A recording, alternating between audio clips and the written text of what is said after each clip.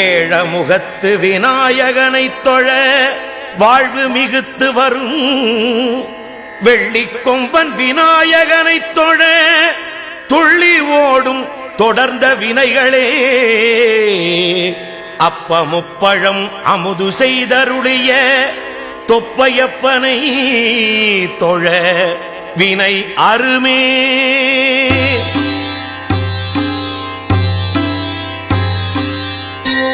ஓமெனும் பொருளாய் உள்ளாய் போற்றி பூமனும் பொருள்தோறும் பொலிவாய் போற்றி அகரம் முதலன ஆனாய் போற்றி